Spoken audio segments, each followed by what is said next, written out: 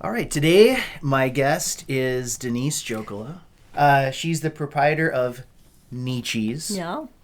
And also involved in Jokela Pro West Productions. Correct.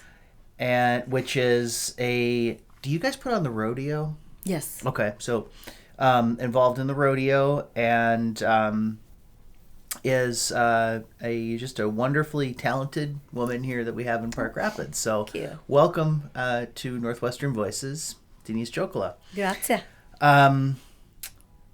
And please don't forget to like and subscribe to the podcast. Denese, what I've been able to ascertain from the internet is that you actually have a degree in dance I do.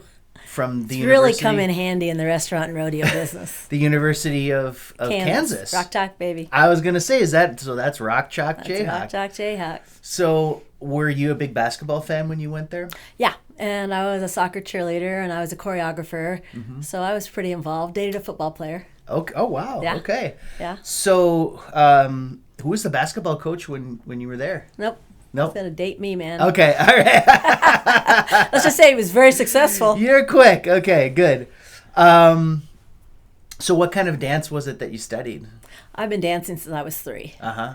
Tap, ballet, jazz. All of those things. All of those things. I danced semi-pro and Yeah. I really enjoyed it. I actually opened a dance studio here when I first got married. Oh, you did? I did, on top of the old Better Place. Do you still work with any? Because I think there's a couple of them now that are There open are. here? Yeah. I'd like to, but the restaurant, it's not as forgiving as some businesses. Takes up all I'm your there. time. I do, yeah. I'm 13 hours there a day pretty much, and weekends and holidays. And, Mm-hmm. the thing is, I feel lucky because I love it. Yeah. I can't wait to get up every morning and go back down and make something. That's what a lot of people say is the key to success is to do something that you actually love to do, and it sounds like you do, right? I got lucky. Yeah. All right, and so did you grow up around here or some? No, Okay. I didn't. I'm from Kansas, Uh-huh. hence KU. Yeah. Yeah. But my dad was a muskie fisherman. Uh-huh. And loved this area, beautiful area. And he bought a cabin when I was about 5 on Big Man Trap, Uh-huh. so that he could fish. And my mom was not much of a fisherman, Right. so she went to auctions, and I ended up marrying the auctioneer. Yeah, Okay. Randy Jokela. Yeah. Uh-huh. And we have a daughter.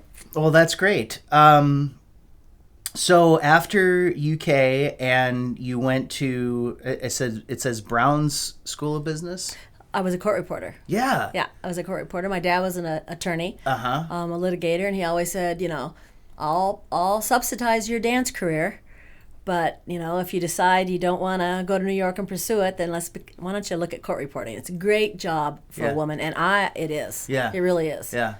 Do you still have the ability to do it if you I probably do. I'm kind of doing it as you talk, Zach. Yeah. No, I was a court reporter here in Park Rapids, too. Is that right? Yes, I was. Yeah. I did it for about 10 years, not here, but in Kansas City. I did it in Fargo with Doug Ketchum Associates, and I opened up my own firm here for a few years, and I really enjoyed it. I like working with attorneys. I grew up around them, and I feel comfortable. A person who likes being I around know. attorneys. Wow, that's a first. I've never My heard that. dad, he was a different guy. He was a litigator and considered the top attorney in the state of Kansas. And, Is that right? Yep, and he was the head of the ethics committee. And I always felt that he instilled a lot of respect for the law and respect for, your word and honor. So that's the view I have of attorneys. Plus, he told us every morning that he was going to go out and do big, important, good things. Okay. Wow, so you'd say that every Yeah, morning. he did. He's always say. Yeah.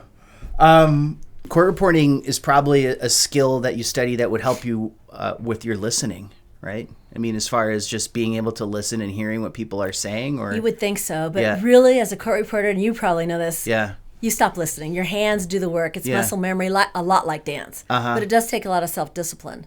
And that's where the ballet, I do have a lot of self-discipline. yeah, But Yeah. you don't really hear and you don't listen really. Yeah. You just take the words down at 250 words a minute. Yeah. And I really enjoyed it. I did a lot of medical malpractice. Okay. Yeah. So there's a lot of big words in there and stuff when you have to do the transcripts and everything, and you have to go back and I get kind a of lot. enjoyed that.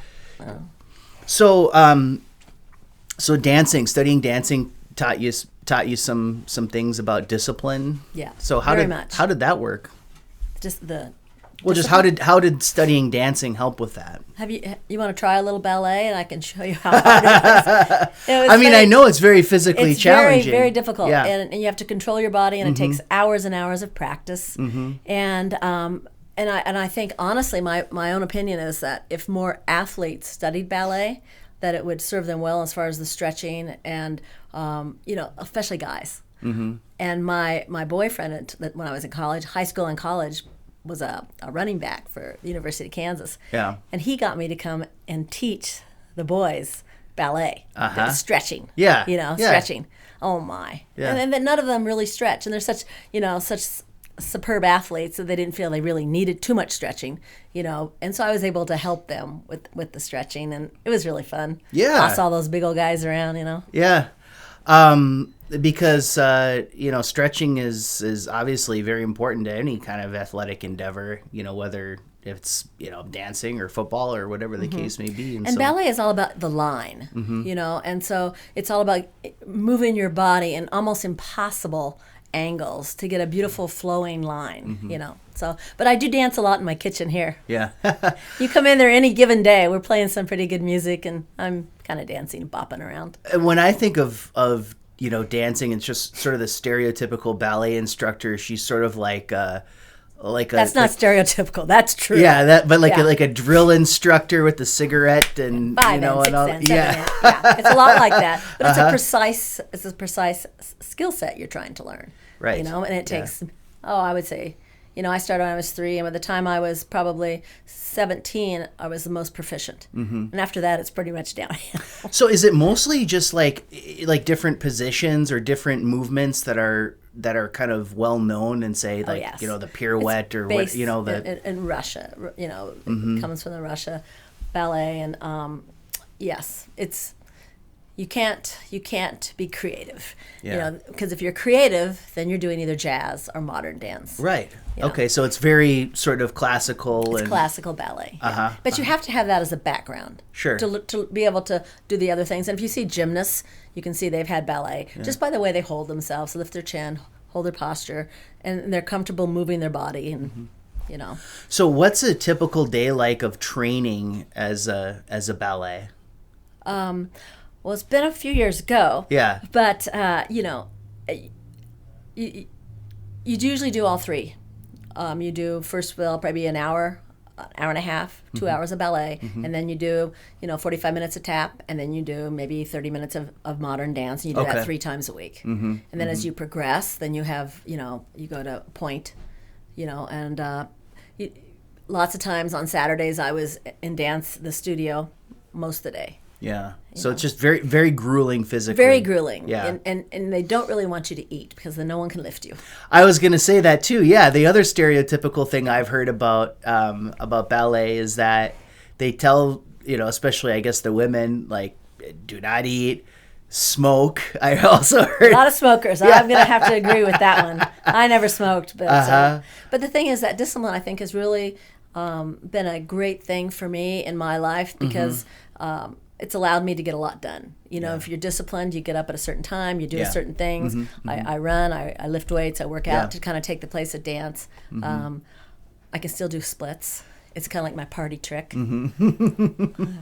So physical training is important to... It is. For the kitchen takes a lot of stamina. It does. And I'm working with, 20, 30-year-old men, and they have a lot of stamina, and they're faster than me, and they're bigger than me. So my extra discipline and, the fact that I've worked out so long and gives me a lot of good energy. Yeah. To try to keep up with them. So when did you make the shift from working in court reporting into the restaurant business or just cuisine in general? Well, it's kind of funny because you mentioned the rodeo, and my ex and I still produce the rodeo, but we've done it for, I can't remember what year it is, like 45 or something, and he started it right out of school at the old fairgrounds, and then we purchased the land on 34 East, and now it's considered Minnesota's largest professional rodeo and bull ride, and probably the largest in 5 states. Over the 4th of July weekend, this year, the 4th, 5th, and 6th. Get your tickets now. Okay. But, and that was really an interesting occupation because rodeo wasn't second nature to Yeah, me. so did you know anything about it before Not a you lot. got into it? Not Okay. a lot. Uh-huh. I mean, I had horses in Kansas, but I didn't rodeo. I just pleasure rode. And Randy's family's from Red Lodge, Montana, and so he grew up with it and loves it. And for him, it's a true passion. For me, it's more of a job. You know, I enjoyed it. I enjoy looking at overwards when, you know, you've got 10,000 people and you've got a professional show in town and you've got the freestyle Moto X guys, you know, soaring into the sky and, you know, you've got the top caliber athletes in the world in Park Rapids. It feels like a real sense of achievement and I do enjoy that, but it's work for me. And I was actually going down Main Street and I saw sponsorships. You know, we have 25,000 people there. And if you know, would like to see your name in front of all these people as a business, you know, you get in trouble, call Zach. You know, and then you can be a part of the rodeo. And that money that we garner from sponsors goes towards the Cowboys prize money. Right. And so the 8 seconds those Cowboys will walk out of here with something like, you know, $15,000-$20,000 for an 8-second ride. Amazing. It is amazing. And it's during Cowboy Christmas. That's for the bull ride. Bull ride and rodeo. And rodeo, You know, okay. it just depends on how much money is Well, added. the 8 seconds thing. The 8 seconds. Yeah. Right, for the bull ride. Okay. Right.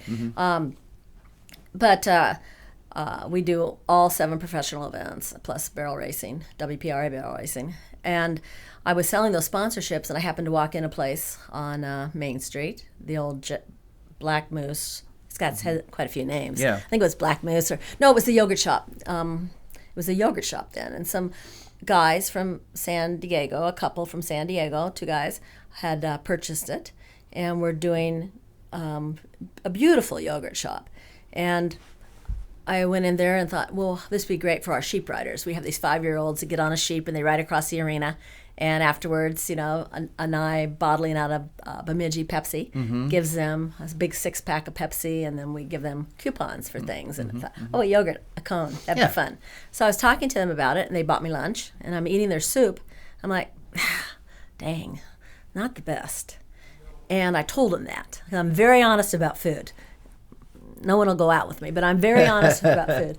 And they said, well, do you think you can do better?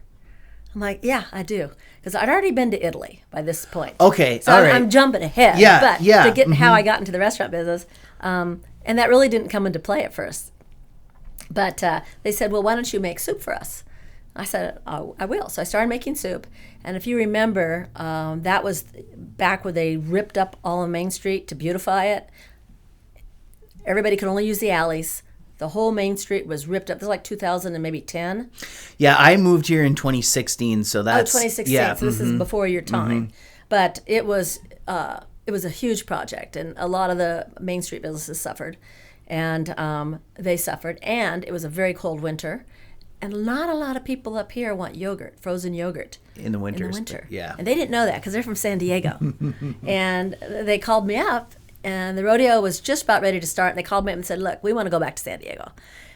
Why don't you buy this from us, this building? And it was kind of my dream to have a restaurant, but I never saw it happen. And I said, well, you know, I'm kind of busy, and I don't have a lot of liquid, you know, cash. I'm like, how can I do this? I said, don't worry. If you'll do it, we'll help you. They just wanted it off their shoulders. And I said, okay. And he goes, well, you can take it over July 5th. And the rodeo got over July 4th. Yeah. So my family came up to help with the rodeo, and Randy's family, and they came up from Kansas, stayed at the cabin, and oh boy, sorry about that. I thought I turned that off. But anyway, sorry. So they came up to help with the setting They came up up the to help, restaurant. and I don't want to use the word conned, but I persuaded them to help me open this restaurant. And they were just up for the summer. They were in college. And they said, okay. So we did it on the July 5th. I just went to the grocery store and bought stuff, you know, and we made sandwiches, and it was a hit. And that was the Jack Pine Cafe? That was the Jack Pine Cafe, yeah. Okay. And people loved it, and, you know, we did it all that summer, and there were lines out the door. I still have people today come into my restaurant, which is now very Italian, and say, you know, can I have that BLT? Or can I have that hot mess? Or Grandma Ogie's beef sandwich? You know, and I love that stuff too. Do you still cook it? I do for my staff and myself, Okay. but not at the restaurant. But So we started with lunch, and then a good friend of mine, Jeff Reich, who's now down managing Blueberry Pine, general manager down there, great chef, and he was helping me at the time. And he goes, "Why are you doing lunch?" He's like, "Why don't you? You're an Italian Tuscan certified trained chef. Why don't you do dinner?" And I just really hadn't had time to think about it. I'm like, "Well, that's a good idea. Will you help me?" He's like, "Yeah, I will." So we did a soft opening, invited all our friends and family in October of that year. I think it was 2012, and never looked back. So it was only Jack Pine Cafe for about a year or so before you turned it into Necce's. Yeah, well, that's what the yogurt shop was called, Jack Pine Cafe. So we just kept the name. Oh, I see. Okay. You know? Yeah. And to go back to where I learned to cook, actually, my mom and dad were just, that was their hobby. They loved to go out and eat. They loved to cook. They loved to entertain. And there was 4 kids, and we're all 9, 10. We're all a year apart, and they took us with them everywhere, and we traveled, the country eating. Yeah. In fact, when I was like 5, the first restaurant I can really remember going to was Tony's in St. Louis, 5-star restaurant, and they had these fascinating breadcrumb guys. So we're 4 little kids. Yeah. And we're breaking bread on the table. Oh, and they're just standing right like this. Yeah, And as soon as you make a mess, they have that little crumb sweeper. Yeah. I still remember that. And I thought, wow, I like these kind of places. So I grew up eating good food. My dad was a fantastic griller. Ribs were his specialty. And now I don't want you to get any hate mail, but in northern Minnesota, they don't really know barbecue. When I first moved up here, it's changing now, and Jeff Reich actually helped change that. But when I first moved up there, you asked for barbecue, you got sloppy Joe. Oh yeah. And in Kansas City, it's an art form. And I almost left the state because of it. It was traumatic. But my dad made great ribs. They had that bark you just kind of crunched through, and that tender meat that just came off the bone, and then that molasses. Did he have his own smokehouse, or how did he? No, he just did it on a grill. And but he'd done it all his life, and that's what those pit masters. They've cooked their whole life, and they use a certain wood, and he did too. We lived by a creek, and all this hardwood, and and then my mom would make all the sides, and then my house was the place to go after school, because my mom loved to cook, and she made it so elaborate. I don't know where she got the energy with 4 kids, but you come home and there would be sandwich platters and fresh fruit, and she'd make these wonderful cakes, and all my friends are like, I was very popular. Yeah. Had nothing to do with me, but I was, they liked my mom's cooking. Yeah. And she introduced us to, cuisines from all over the world. We were eating muffalata and spumoni, and she made manicotti that's on my recipe, on my menu today. One of the highlights of your menu, right? Thank you, It's going to be on this weekend, too. Okay. But, and we've taken those recipes and kind of, elevated them a bit with the knowledge that I have now, but they were basically hers, and she made it the right way. Yeah. She'd make crepes, and she'd stuff them with sausage and, beautiful cheeses. And where did she learn how to cook? Damned if I know. Yeah. I think just having 4 kids that were always hungry, and all their friends, my dad entertained, and I think, she enjoyed it. Yeah. She loved it. And I think when I was 10, she let me make a cake, and by myself. From scratch. And I thought, oh my God, I have arrived. I'm an adult now. Yeah. And I just love the feeling of everyone sitting around and, eating my chocolate cake, and my dad, good job, Tig. Yeah. And I loved it. I thought, wow, this is fun. Yeah. Feeding people and nurturing them, and also kind of a little bit deciding what they eat. And it must have been kind of tough where in one ear you've got the ballet instructor telling you don't eat, and then in the other, I didn't eat cake. It wasn't for me. Yeah. So you like that's kind of true today too. I don't eat all my desserts, and I make them all. Okay, and so what were some other restaurants and areas or cities that you visited when you were growing up, and what other kind of influences were had on your cooking? We'd spend Christmas in Florida, and I'd have conch soup, and my dad, liked to try new things, so I had oysters on the half shell very young, and then oyster Rockefeller, and I would get the most exotic things on the menu. Yeah. And it got to be when I was, 16, 17, I thought I knew pretty much all there was to know. Yeah. And my mom took us to New York, and we went to the Four Seasons. Oh, yeah. Yeah, a beautiful place, Yeah. very elegant. And Yeah. I would have waited on me. If I came into a restaurant, I would have probably not liked me, especially when I was 17. And I ordered a steak, and I ordered it mid-rare. Yeah. And it wasn't mid-rare. It was overdone at the Four Seasons. Really? And I say, what? Wow. Yeah. So I called the server over, and I said, and my mom and sister, I thought they were going to die. They're like, really? You can't just eat it like that? Yeah. But the server Not said, at those prices. You pay for it. Yeah. Right. But the server said, you're right. And they redid it for me. And I just have that sense that if you're going to serve great food, try to get it right.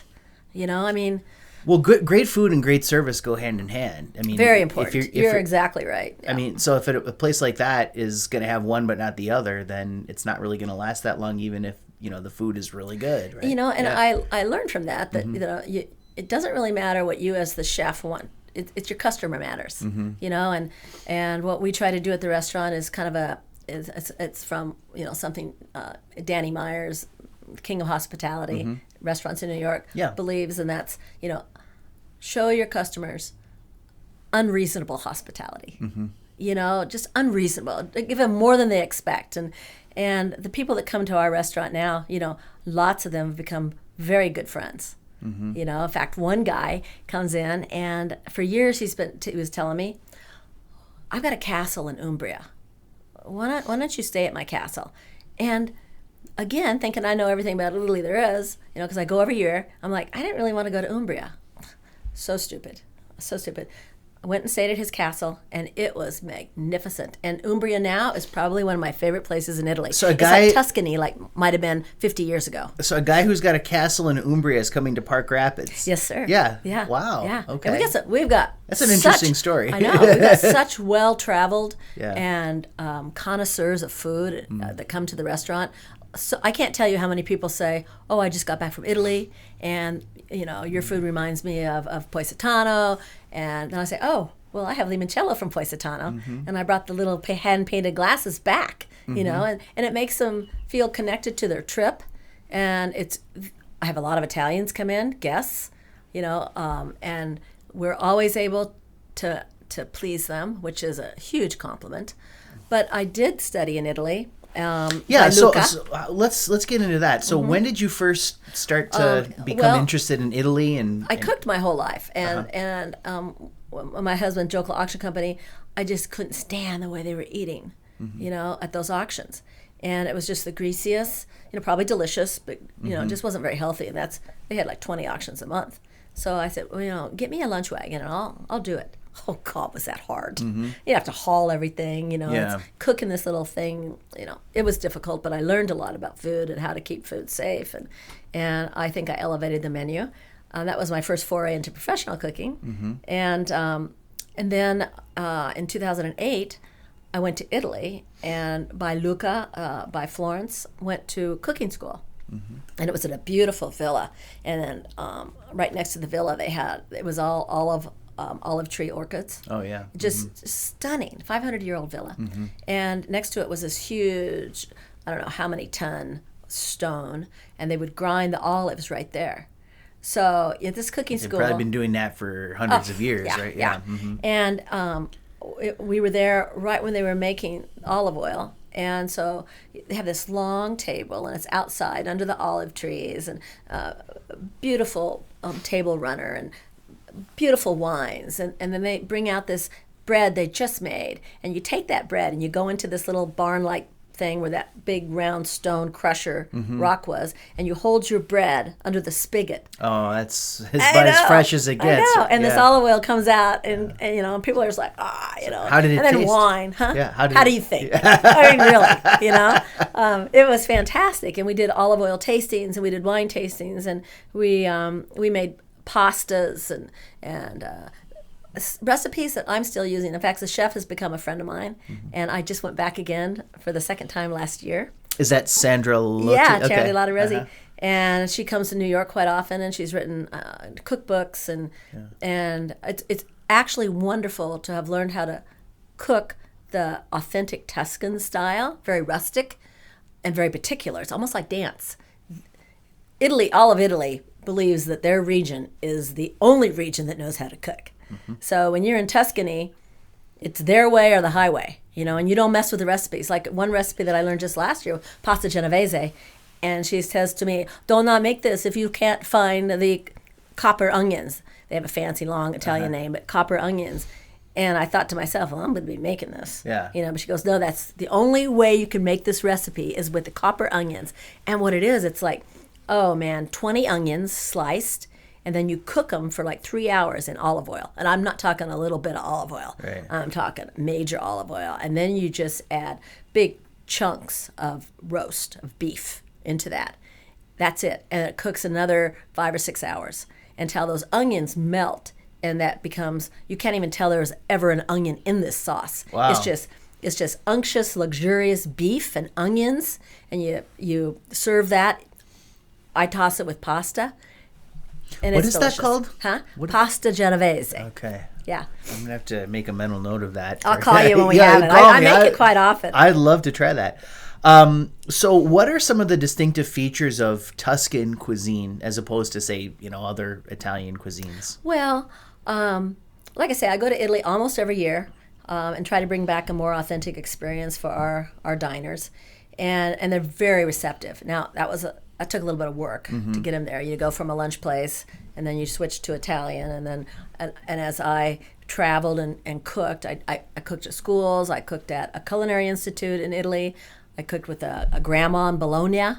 She was probably the closest thing I came to a Russian ballet teacher was grandma in Bologna. Yeah. And she said, "Oh, no, you do it all wrong." And a friend and a chef, Julie Notch, went with me, and we were both terrified. And she was scary because they're so particular. And she's like, "No, you can't let we're learning how to make pasta. And to make pasta, you put flour and you make an indentation in it, and then you break the egg yolks into it if you're using egg yolks, and then you start doing it with your fingers, and you just kind of bring in a little flour at a time." But she was like, your flour you put too much so it's touched the counter. Your eggs touch it. That's wrong. It's just very particular, but beautiful dish. And she said, I just come from Piemonte, where it's a whole another different style of cooking. And she's like, "Oh, they know nothing." I'm like, "It's like 3 miles away." Okay, and they're like that everywhere. You go to Umbria and like, "Oh, well, we don't do it that way." And in Liguria, where pesto originated, they have a certain way to do it, and almost other people will make pesto, but there's always a disclaimer. Well, it's not Ligurian pesto, And so they all know their specialties, and it's not just, I shouldn't say specialties, it's tradition, handed down generation after generation, and what it's based on is what's in their backyard. Yeah. Now, they truly cook with what's in their backyard. We were in Rome one time, and we were leaving the city and hungry again, and so we pulled into this little place, walked in, and probably from here to your front door, quite a distance, it was a buffet of every imaginable seafood, pasta dish, appetizer. I mean, just beautiful. Nobody was in there but me and Randy. And I was so interested in everything. And I just ate and tried everything. And he came out, the owner, and he was tickled, but he didn't speak English. And I thought I spoke Italian, but he did not think so. And so he just kept bringing me dishes and took me into the kitchen. And so happy to share his cuisine with me. And then he said, un momento. And he runs in the back, and he comes in with wine that his grandpa had made out the back door. Honestly, just out the back door. And then he said, he was like motioning us to come into his car. And he put a tape in. So we've got this wine. We got this appetizer. We're sitting all squished in the front seat in Rome. And when in Rome. And then he puts his tape in of him singing and playing. And there's a full moon. And I'm like, what? Him singing and playing an instrument, or but it was a tape. He put it in the radio. Yeah. So we're all sitting there listening to him sing, or we're looking. I mean, it was just like, and that's the thing. That's one of those quintessential. I got a lot of those, And I just thought right then, there's such a generosity of spirit in Italy. Yeah. And should I ever be lucky enough to get a restaurant, that's what I want.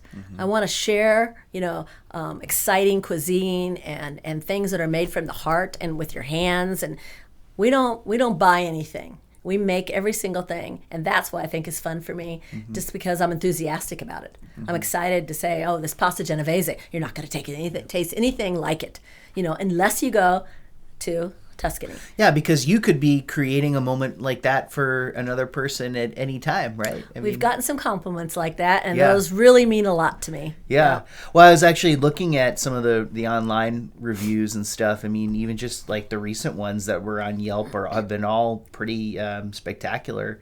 Consistently wonderful food, hearty portions, immaculate presentation, cozy atmosphere. I mean, these are rave reviews. From people that are online and just coming through and visiting the restaurant. And well, it's kind of funny because and we get this quite often that a couple nights ago when I was able to go out to a table and chat a little bit, and they're like, God, we didn't even know this was here, and we just kind of stumbled into it, and they're like, we just feel like we found a jewel. I was like, oh. Yeah. It just makes it worthwhile. And it's a lot of work. I'm sure it is. I don't care if is. it doesn't feel like work. It is a lot of work. Because to have a restaurant of that quality when really there is, you take, like if you took your restaurant and put it into like Minneapolis or St. Paul or something like that, I would assume that it would probably be known as one of the better restaurants in an area like that.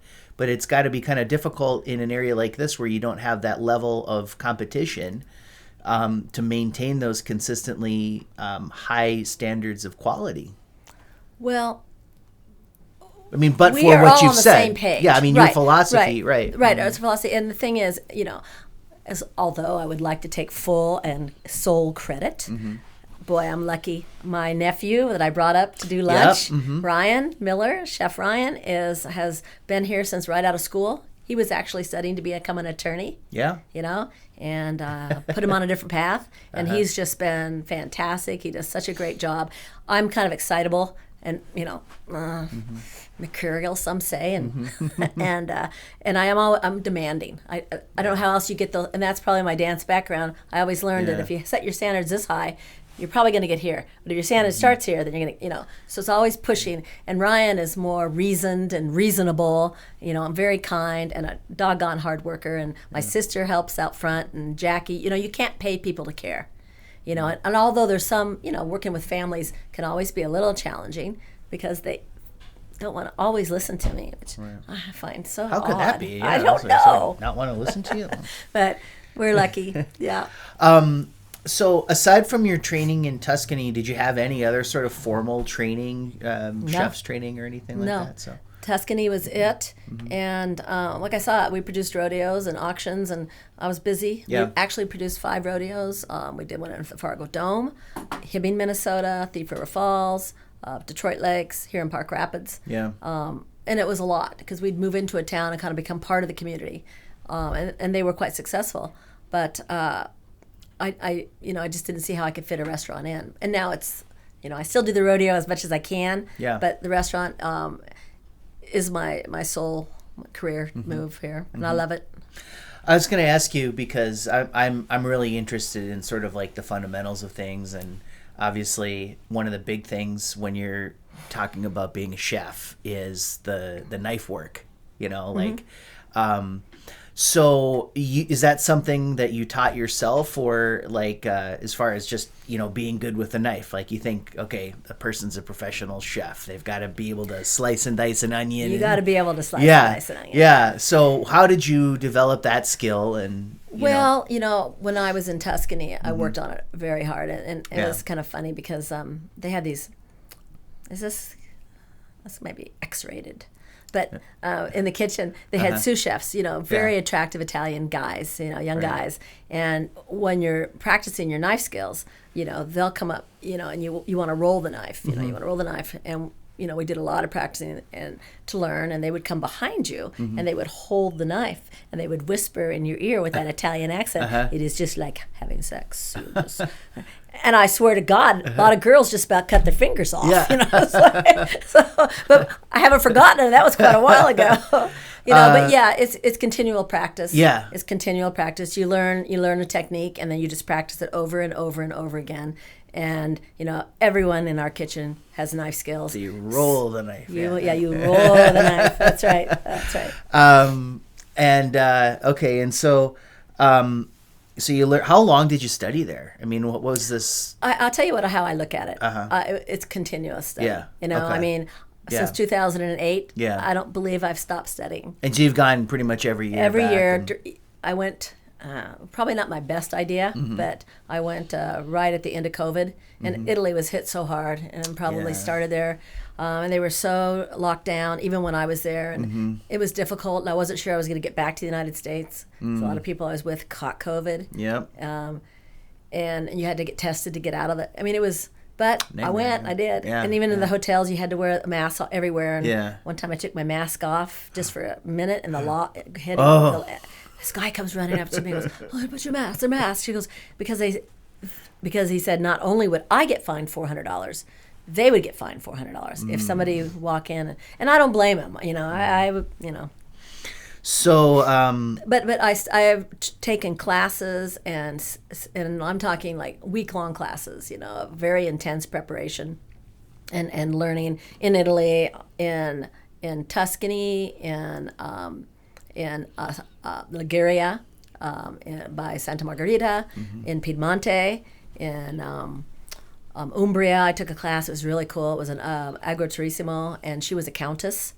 Fantastic cook, and they had a vineyard and beautiful bread and breakfast, and by this time I was cooking 10 hours a day, and so I was just like ready, and she was giving cooking school, which is a different thing than cooking on the line and cooking all day for people. It's kind of short order a la minute thing, and so we were cooking all kinds of beautiful things that I'm still using, and she said, after like about 4 hours straight, she goes, "Don't you want to take a break?" Yeah. I'm like, "A break? Yeah. Really? Well, why?" She goes, "Let's take a break."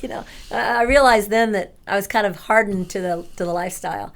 But she was so fascinating, and what she taught and her techniques, and she did this salmon where she took dried mint from her garden and blended it up with pistachios and a fresh parsley and seasoning, and then pressed it onto the salmon and baked it. Oh my gosh, it was so good. Everything she made was so good.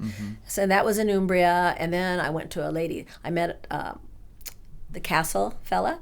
He had a caretaker who came over and cooked us dinner, and then I said, "Well, I'd like to take classes. I do it everywhere." And they said, "Well, let's go to see Sylvia." And so up the mountain, I don't know how we found her house. They're not Umbrian hills, by the way. They're mountains with dirt roads, and this wide, and cars. It's rustic. So we got to her house, and it was fantastic. And she had wine ready for us, a Rosso di Montefalco, beautiful Sagrantino grape. And then she prepared these apps that I still make today. She took this beautiful. They're very known for the sausage. You can hear in Umbria. You can hear the pigs squealing everywhere. You can't even go for a walk because of the cinghiali. They're in groups of 10. The wild boar. Oh, they're everywhere. But the salami is good. Yeah. And so she makes these sausage where she just presses this beautiful sausage on top of house-made like bread, focaccia bread, and bakes it. That's it. Delicious. Very simple. Very simple. And she made this grape tart. Made the dough, and then she took these grapes from her arbor and cut them in half with sugar, covered them up with more dough, and that was the dessert with prosecco. I mean, it was beautiful, simple. Yeah. So I remember all these things and learned that, it doesn't have to be complicated, It's right? the product. You buy the best product you can and just let it shine. And it was funny because we had Sylvia and the caretaker, Laura, and we'd made friends in Umbria staying at the castle. And then we went to Montefalco, a vineyard. I met the chef there, had classes with him, and he had this garden that was like a half a mile. It was amazing, and he cooked for us in this garden. So I invited him, being my mother's daughter, invited him to dinner at the castle. And I said, "Why don't you cook? And, it'll be my treat for my friends who are with me." And he said, okay. And this is a very, Salvador Denare is his name, very well-known chef throughout the world. And he comes to the castle, and he brings big bags of beautiful fresh produce from his garden, fava beans, and the nouveau olive oil, which is the color green you can't imagine. That's the new olive oil just made, just bright green. He had jugs of that. And he comes in with a cigar.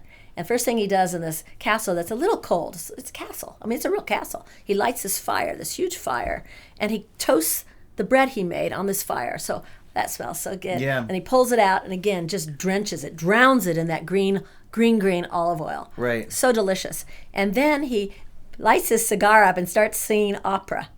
And I was like, wow. And then the door knocks, and it's Sylvie, who we're at her house for dinner, and she's dressed head to toe in Italian couture.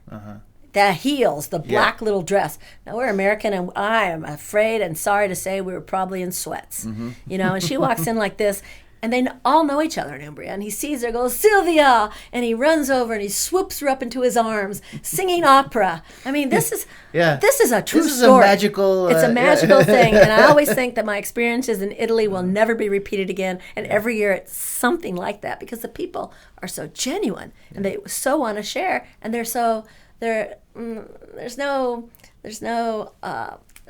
what's the word I'm looking for? They don't put on any airs. They just want to have fun. They just want to enjoy life. They want to break bread. They want to sip wine, and they want to share a table with their friends. And that's what we try to do over at the restaurant. We really do. Knowing what you know about Italy, I mean, for a person who had never been there before, where would you recommend that they go for a first trip? Oh, that's funny. Yeah. A lot of my customers ask me that. Yeah. A lot of them go to Italy. Yeah. And actually, anyone listening today, just let me know. And I have a travelogue that I put together of my favorite places. Oh, good. And there's certain things you have to do. You have to go to Forenza. That's one of my favorite eating towns, Florence, and the art there. You have to see it. Yeah. I would suggest a walking tour. Yeah. You got to go to Rome. You got to see the Sistine You Chapel. got to do that. Like when you go to Paris, stuff. you got to go see the Mona Lisa and all that. But yeah, I went to Paris for the first time last year. Oh, I love Paris now. Yeah. Now I'm torn. Yeah. Back to Paris, back to Italy. This year I'm going to the Marche, and the one area I haven't been to is Venice. Oh, Venice. And I was really going to take a tour, take some people with me, but I think I'm just going to go myself first with some friends. Yeah, that'll be nice. Yeah, try to check it out. So, of all the dishes that you learned in all these classes that you've taken and those studying that you've done, is there one in particular that sticks out in your mind as being particularly difficult to execute correctly? Like a challenge to you? For me or you?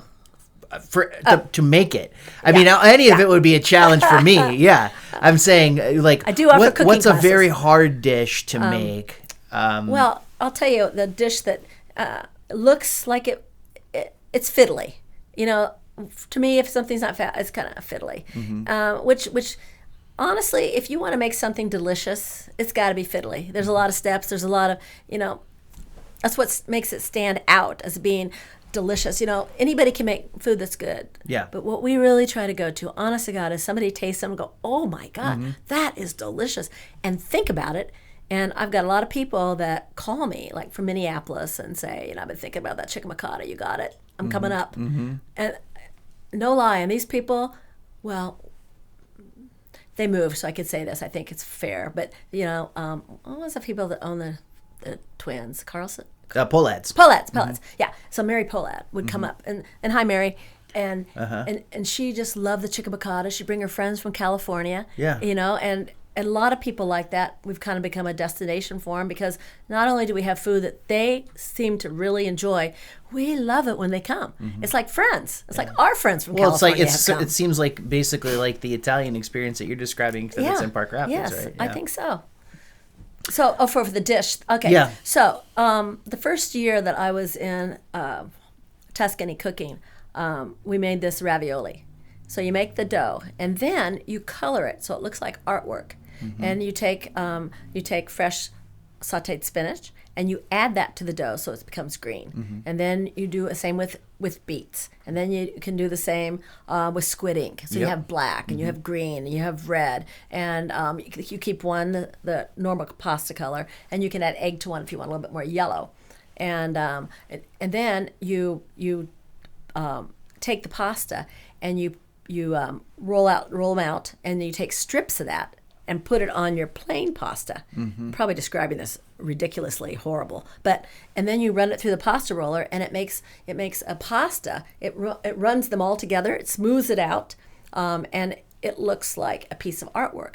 The green and the red, and they're all mixed together and intertwined, and it's a beautiful pasta. And then you fill it with whatever filling. I think I did it with a veal, and you serve it in a brown butter sage sauce. So it's simple, but it's time consuming to make all the different, color ingredients, So that was probably one of the most fiddly things. And then make sure your ravioli, are tight around, when you roll them, you fill them. And then if you don't pinch the edges tight, you're filling when you cook it. Yes, I'll come out. How much time do you take to train your staff on these techniques, or do you do a lot of it yourself, like when it comes to these more difficult techniques? Especially in the first years, I slept at the restaurant, to tell you the truth. I slept there. It was an art gallery next door where the bar is now.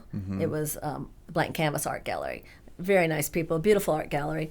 But I was cooking. It was just me cooking, and it took all night to make the things that I was making. So I decided it'd be easier if I just sleep here. So I take this mattress out in front of the little fireplace there. And one day I overslept, and I woke up, and there's all the board members from the blank canvas gallery looking down at me. I was like, oh, damn, But so yeah, in the early years I cooked, and then I'd train people to take simple things that I could watch them do. And then it depends too on how experienced your cooks are. I've got a great kitchen right now. One of my sous chefs is very skilled with knife work, and sharpening knives is a real art form. Very good at that. Another cook's had a ton of experience. Sharpening steels and stuff like that? Yeah, we just give him all of our knives because he's the best. Yeah. And a lot of... I find that as long as they don't have a ton of experience, and I kind of hesitate to say it, it's kind of hard to teach an old dog new tricks, So it's nice to get somebody who is open-minded and young and not quite so long in the business, so we can have them do it our way. Because my way is picky. I'm pretty picky. You kind of have to be to maintain a consistent standard of quality. Exactly. Yeah. But my niece, who started the lunch restaurant with me, Megan, wonderful cook herself, but she told me a couple of years ago, if you complain about the food, and you know where we're going, and if you complain about the food the next time we go out to eat, I'm going to go in the bathroom for the whole dinner. Well, I'll tell you what happened. It was a Mexican place in Kansas, and they said table-side guac, and they opened up those little packages of, pre-cut avocados. So I said one tiny little complaint, this is not what, you've led us to believe. She got up and she went to the bathroom and stayed there. Well, I guess that's the downside to being a perfectionist, but the upside is that... I think I'm kind of a perfectionist. That might be the problem. Yeah. Yeah. But I mean, the patrons of your restaurant benefit from that, so that's really all we care about. No, just kidding. And honestly, we have customers come in, and we have our dishes that we've worked hard on the menu, and they'll say, "Well, I want to take this, and I want to add this, and this, and this, and this, and this," and we do it. We do it unless I think it's just going to be awful, and I'll go out and talk to them. But now we're just like, okay, well, we'll do anything, but if you don't like it, it's yours. Yeah, you bought it. Yeah, that's right. There's a reason you we didn't broke make this it that food, way. so now you'll have to buy it. But I would say 99.9% of our customers are fantastic. We travel with some of our customers. We visit them in the winter. I've got invited many times to come and cook for them, and I do. I went to one of our customers is living half the year in Florida, and they invited me for a charity dinner and this was really cool. Now that I think this is kind of cool, very cool. So they would take these 5 chefs and they would pair them with 5 Napa Valley wine owners or wine makers, and I got paired with John Coombs, beautiful wines, Flora Springs wines, and we would cook. It was a $500 a plate dinner in their home, and they had servers there. They were really cool Jamaica guys, and it was all for a children's charity. They raised so much money, and I was a little nervous to do it, and I got paired up with this big time Napa wine guy, and I went down there and just cooked my best. And his wife and them were in the dinner, and they banged on the wine glass. They wanted to talk, and she stood up. And they asked me to come over and get a glass of wine. I'm like, well, that doesn't sound like it's going to be bad, So I go over there, and she's like, I got to tell you, because I made a recipe that is very popular at the restaurant. It's seafood stuffed walleye, and you roll it, and then you sear it, and you serve it with a lemon beurre blanc over like a garlicky sautéed spinach and some sautéed vegetables. And I made that, and she stood up and said. And this, I had no idea. She goes, I got to tell you guys something. I am from Ely, Minnesota. I'm like, what? Ely, yeah. No, I made walleye for a girl from Ely? Great little town. No. Yeah, Ely. And she goes, and I have had walleye every which way imaginable. She goes, but this is by far my favorite. Wow. And all these people, very well-traveled, people started clapping. And I'm just like, oh, gosh, that was really something. It's a good feeling. And then it was a very good feeling. And then they invited all the chefs to this party at this house. It looked like out of a movie set on the ocean. Beautiful. And no other chef but me went.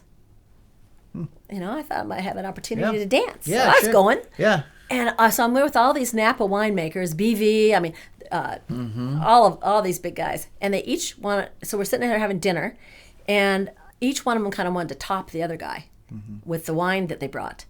And the last wine was 100-point wine from Australia. Oh my gosh. I mean, how much fun. I've got pictures. I can prove this. Sounds like it's a very difficult life that you guys lead. It is. It's a struggle. I mean. It's a struggle. And the funny thing, too, in Italy, my friends, they love going to Italy with me because we're sitting around this table, and the server will come over and ask us a few questions. They tell we're Americans, and they'll always say this because they know what's going to happen. They're like, oh, she's a chef from Italy. I mean, she's a chef from America. And they think, so many of them at that point back then thought that chefs from America were all on television. And now I am. But they all think they're celebrity chefs. Right. So they just, and they would probably be this way anyway, but, they want to share their kitchens. So they take me into the kitchen. They say, would you put yourself in our hands? Can we cook for you? Well, hell yes. So they just bring course after course. It's just a wonderful, lucky experience. So I really, besides the long hours, the no vacation, the endless weekends and holidays, it's a great gig.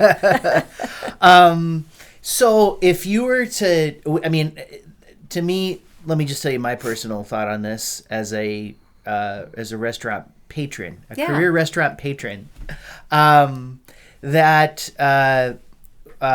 if the restaurant doesn't have good food, it's going to fail. That's pretty simple, right? Yeah. So, but beyond that, what are some things that you've noticed in your career as being a restaurateur that are indicative of a successful restaurant? What are some of the things that are common you're right. to those places that do well? I mean, aside from just the food, because for me, I think that's a given. Yeah. That if you don't serve good food, you're not going to stay in business very long. Very long. That's right. It's service. We got lucky with our service. They're fantastic. They care about their customers. They want them to be happy. They remember them. They remember their likes and dislikes. There's nothing too much for them to do for a customer's happiness, a good dining experience. So I think service is key. Of course, the food, but labor management. We try to be generous with our labor, but you have to watch it because this is not a business where the margin is large. Right. So you just have to be careful, and you have to do a lot of the work yourself. You can't hire everybody to do it. And I think that's where some restaurateurs get into trouble because they hire everybody, and they don't know food.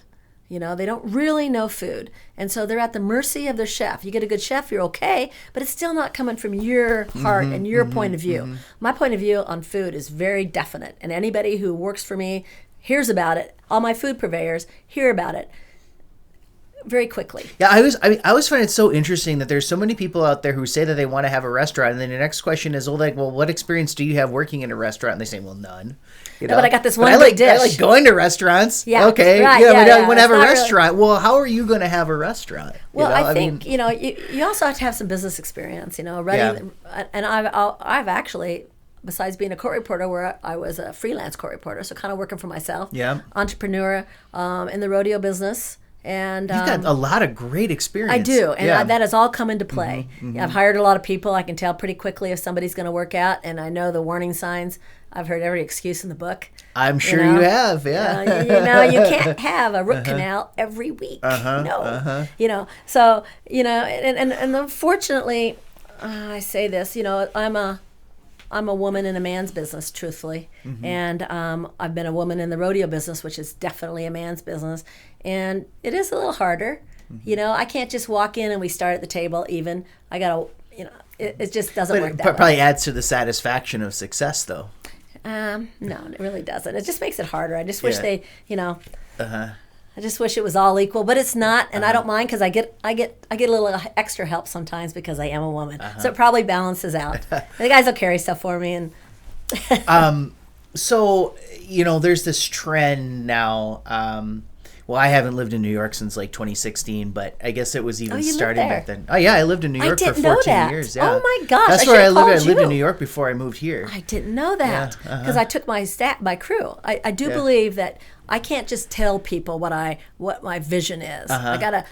If these kids that are working for me haven't been able to travel, it's my job to take them to places that I'm telling them about. So I took my cooks to San Francisco, which is probably my favorite eating town. Yep. Love it. Like that place, and too. then last May, April, we went to New York. Oh. Yeah. I went to Daniel Boulud's. Oh, I've been there. Oh, it's nice. Yeah, that was probably... Service, man. There's some service. That was an incredible experience, Daniel, the restaurant. Yeah. Yeah. And then what's the name of that place out in San Francisco that's kind of like on the... Boudin? No, it's like I want to say it's like almost like on the waterfront or something like that. I'll think of it. I'll tell you later about what it was. But yeah, no. So I lived in New York for a long time, and I think that squid ink dish you were talking about, or the different raviolis and stuff, it reminded me of something that I had at Batali had so many restaurants there. But what was his big one? I just had it. It's an easy name. Yeah. Gumpo, what was it? I don't remember what it was. I know what like Odo was his pizza place, but then his bigger one. Anyway, it was the one that I had that was at the bigger one that reminded me of that. But anyway, not to digress too much into that. Mario is that at my cooking school in Italy, in Tuscany, he had been there the week before I got there. Oh, okay. This is back 2008, and he was super big then. Yeah. And yeah. But so anyway, the same. Sexy sous chef guys were telling me that when he were was they doing there, that for him too? Or? I didn't ask. After I heard the story, I just stayed away from the subject. But he said that Mario came in there and that he was cooking, and what he would do at night is he'd take olive oil and he would put it through his hair, and then sleep in his car. I mean, the guy was just a Rolling Stone. Eccentric. Yeah. Maybe that's a better way to say and it. And he had, was he wearing his Crocs out there too? Because that was his other trademark look. Those orange Crocs. Always wearing Crocs. Interesting. Hey, did you go to Alla Antica Venaya, the sandwich shop, famous sandwich shop in New York? I never did. Oh, you left. Yeah. Well, that's one reason that I took our kitchen to New York, because I had been in Florence and had this amazing sandwich from Alla Antica Venaya. And they just opened a place in New York that was hugely successful. I have a friend, and I'm going to do a podcast for him when I go to Santa Monica. Yeah. He's a guy that sold me the building here in town. Oh, we're that's still the friends. Guy. Okay. Oh, yeah, I love him. I never would have had this restaurant without him. I'd call him up in the middle of winter, like, I can't make it. I can't make it. It's, I can't even make rent. He didn't even charge me rent, just utilities and heat. Yeah. And he'd say, oh, no. Oh, yes, you can. Yes, you can. I'll pay it this month. I mean, he was great. But they opened the sandwich shop in L.A. And I said, hey, look, save me a trip. Oh. Just go stand in line and go, because there's always a line.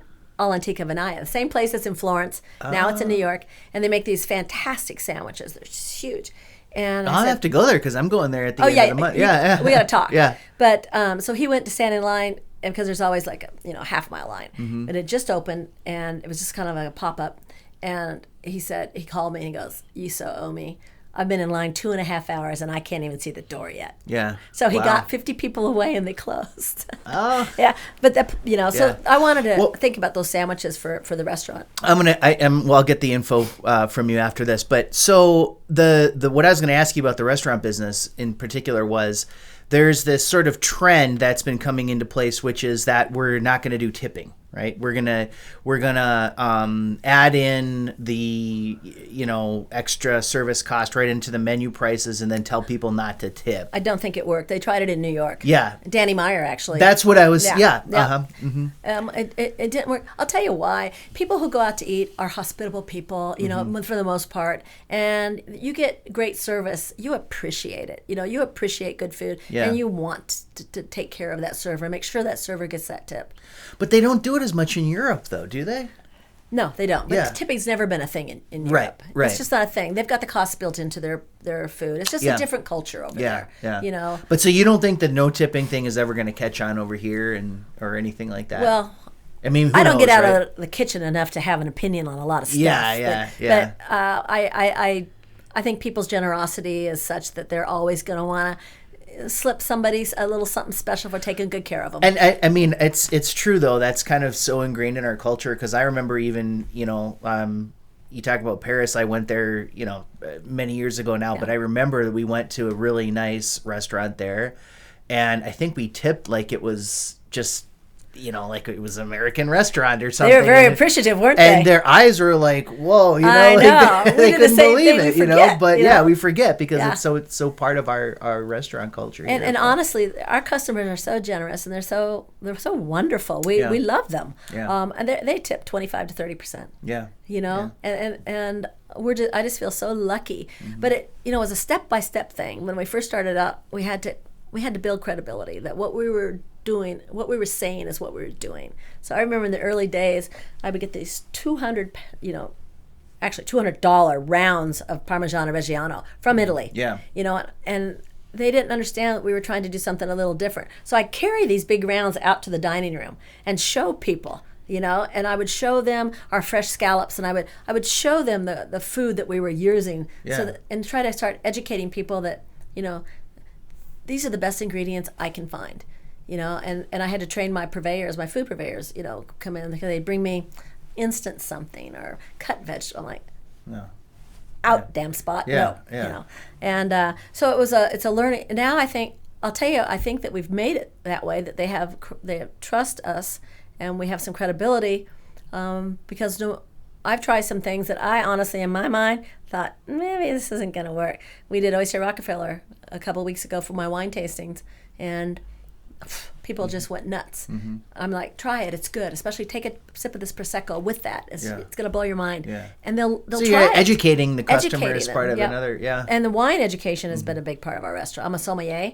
I was going to ask you if you had your own there. I do. I'm a baby som. Okay. I didn't feel like I needed to, just keep on going anyway. But I wanted enough so that I could make a suggestion. And have some knowledge behind it. Sure. Besides just. I saw a movie on that. You may have seen the same one. It was sort of like a documentary movie about these people who trying were to make a quartermasters. Yeah.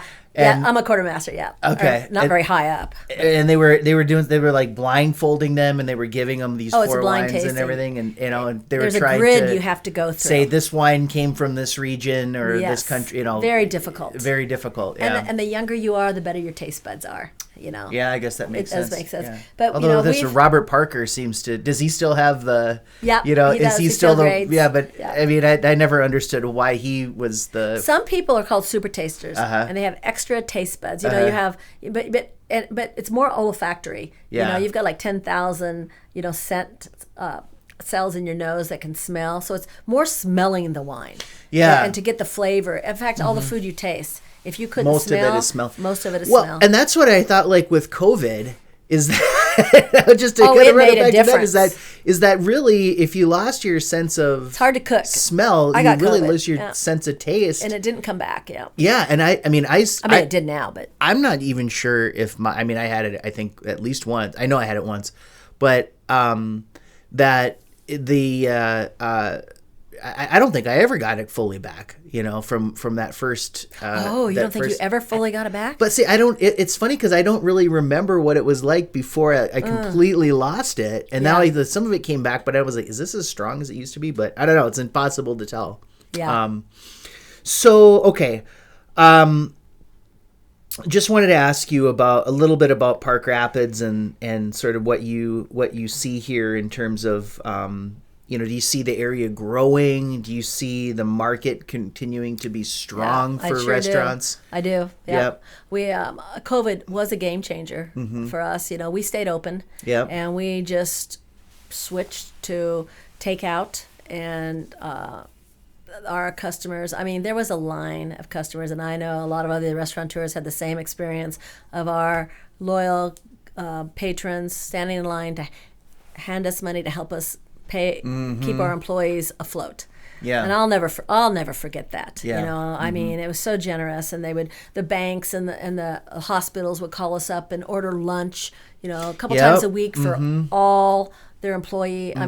It was kind of an amazing time, and I think that we made it through there. I kind of turned to a bakery. I started making cinnamon rolls, and I had a banker with U.S. Bank, great customer of ours, would stop by and pick up 10 or 12 of those and drive them through his bank windows and give them to the tellers. Yeah. You just saw one guy. Isn't that great about small communities? Yes. Yeah. So I saw a lot of good out of that, and we pretty much closed down to most of our employees and just kept the people who are willing to live in the building.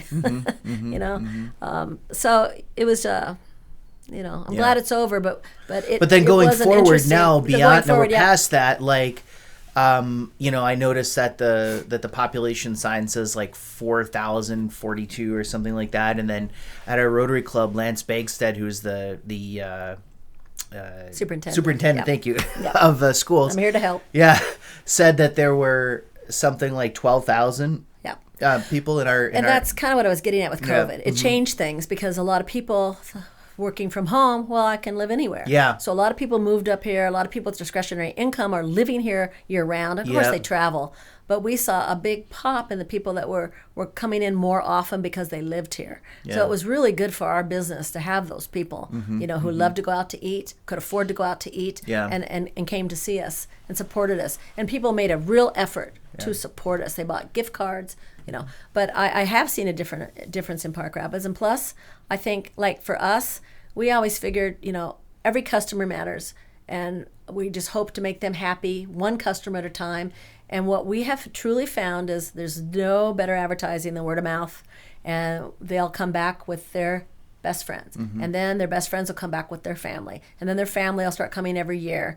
And we've got groups that fly in from Fargo. That was a shocker to me. Well, I happened to answer the phone one night during service. And they're like, well, we're at the airport. Do you know how we could get a ride? And I said, I do this for cowboys. They dip their wings when they're coming over Park Rapids, and I go get them. I said, well, we can come get you. And he goes, well, I think we'll get a car. So they figured that out, and they wanted to come to the restaurant. Well, I thought that was great. Yeah. I said, sure, we'll get 12 of them or something. And so they're sitting down, and I go out and talk to them because I talked to them on the phone. Oh, you found us, yay. They said, well, we know you're here. We have a flying club in Fargo. We actually flew over to come and have dinner. Oh, okay. So that was kind of, I was like, wait, you flew to eat here? Yeah. Kind of a destination restaurant. It's kind of exciting. And we've one of my favorites is Pete Nigerian. He played for the Vikings, and he's actually a talking head on the CNBC. He's an option trader, stock option trader. Okay, yeah. And he's just like my guru. So he comes in for dinner, and I thought it looked like him. He's got kind of that pigtail thing, and big guy, and nice guy, kind of charismatic. And I thought, that looks like Pete Nigerian, but no, in Park Rapids, no way. Well, it was. Sure enough. So I went and got his book, and he signed it. That was a highlight, That's great, yeah. And Amy Thielen, we work with Amy. She's a wonderful chef. She's right here. She would be great to talk to. Yep. That Amy? Yeah, We've she's got wonderful. plans to ask her for sure. Her new book just came out, one of her books I love, Give a Girl a Knife. And her Heartland Table book, I still use almost daily. Well, we make her fried onion dip that's in that recipe. Yeah. People love it. Yeah. So. Do you think that having... So as the population grows, and to make the area more attractive to these people who have discretionary income and want to live in a beautiful place with lakes and stuff like that, do you think there would be room for another high quality restaurant here? Yet another? I would love another high quality restaurant, so I'd have more places myself to go out to eat. I opened a restaurant here because I could not find a place to go out to eat, year round. Yeah. That I loved. So I opened this restaurant thinking, it's all about me. Right. Well, I don't ever get to eat. Sure. So now I usually travel out of town, go to Italy, New York, or San Fran. Any ideas of what kind of restaurant that might be? If you were Do you know something? No, I have no idea. But I've been asking this of people when they're coming in here, because I do. I mean, it is. I think that having a lot of choices of restaurant is something that's desirable. No one's going to eat at my restaurant every night. Well, I mean, it's just not going to happen. I'm just saying that. I'm just like, if people, when they come into town, they say there's this amazing restaurant. Right. In Nice, it adds. Necce's. Yes. I almost said Necce's. It's okay. But if they say, well, it's Necce's, what else is there? And then you say, well, we got this too. And then, whoa, okay. So now we've got a little bit of variety going here. Yeah. This is a place. So I always say, well, what kind of restaurant could this area really support, or what would be a good, type of cuisine or something like that people would really enjoy having around here? Well, maybe you're not the right person to ask this question. I'm probably exactly the right person to ask. I got big opinions on what I'd like to eat. But I think that we have to look at this area, and I've always thought this as we're not in Orlando. We don't have, Disneyland and all of these different things. So we have to work together and support each other, and bring people to our area because we're a tourist-based area, And if we don't support each other, they'll go. Detroit Lakes has great offerings. Brainerd, So I think anything is a plus and an asset to the community, and I think it's shown because before when you went out to eat, you go to Dorset because there's so many options. And there's still great options there and new restaurants opening. This is fantastic. But now Park Rapids has new places that have opened up. And I think it makes more people come to town, a reason to come to town, a reason to leave the lake. And personally, I love Thai food. Oh, yeah. I would love to see a Thai restaurant. Apparently, there's like a Thai restaurant in Hackensack or something. Yes, and it's very good. Have good. you been there? Okay, yes, I haven't been there. I love it. Yeah. Yeah. They did ask us to open up that restaurant, that the old Woman's Lake, the old 10 Mile Inn. Mm-hmm. Yeah, I did go look at that, but I'm kind of spread thin. Have you been to Thailand? No, I just keep going back to Italy. Yeah. I mean, Paris was a big departure for me, There's just so much of a country to see, even in our country. Yeah. I love New Orleans. I love our country, Minneapolis has some great restaurants, Luna in Fargo is fantastic. They come to the restaurant. We go to each other's restaurants. I have found their restaurant tours in this region are very supportive. We go to Grandview quite often. I take my crew to Grandview, down to Crew. Chip Soup Cup from here. He's very into promoting the region. Yeah. And I think that's what it takes. You can't have this theory that it's a crab bucket, and if a crab starts to crabs in a barrel, pull them back down. Yeah, pull them down. I've heard that build them analogy up. before. Especially, I really love the women in this community because they're so supportive of each other. That's my experience anyway. Yeah. Well, that's great. Denese, before we go, I'm going to ask you: do you have any advice for young people? Just general advice on how to approach life. Get an IRA. Get a Roth IRA. That's a very good practical piece of advice. That's right. That's what I tell my daughter. That's what I tell every kid. Are you listening over there, kid? Because that money compounds, and you make money while you sleep. And you can't make it up. You cannot make it up. So the younger you invest, well, I love Pete and Jerry, and so that's for sure stock information or stock tips are my go-to. But that is a great piece of practical advice. I it's done me well. I taught myself stocks when I was about 24 and my husband was great about investing money, and we were able to help our daughter with school, and you just have a cushion where you don't have to fight off your back. And we did that by investing in good companies and just for a long-term horizon. What do you think of cryptocurrency? Well, I dabbled. I dabbled not quite well, but I don't really believe in speculation. I believe in investing. Okay. And I also believe in exercise. I think it's probably the cure for anything. Yeah. Yep. I do believe cure for all that ails you. Yeah. I've got a lot of advice. Just ask my staff. I'm sure you do. No, they love it. But Denese, it's been really great talking to you today. I really kind of forgot we were videoing. I was just chit-chatting with you, Zach. You're nice. So it's been really great getting to know you a little bit here. And well, let me know when you come in the restaurant. I will. And I will tell you about the name. Yeah, I keep. I know. Please. I know. Yeah. Well, when it was Jack Pine Cafe, we were Italian, and my friends would come in, and it was actually, I believe, Smythe, Chrissy Smythe down the road, a good friend of mine. She goes, well, we don't call it Jack Pine Cafe. We just say we're going to Necce's. And I said, you do? I didn't know that, And I said, well, maybe I should change the name of the restaurant. Yeah. But I wanted to go a little Italian. You know, my name is Denise. My nickname is Necce. And when I go to Italy, they say Necce. So I thought, I'll name it Necce. What a bad idea. Nobody knows how to say That's where it comes That's from. where it Thank comes you. from. That's okay. right. All right. All It's right. not an interesting mystery at all. It was a dumb choice on my part. But Well, Denese Jokela, thank you very much for joining me today, and we'll you're hope to welcome. see you really soon. grazie mille. Okay. All right.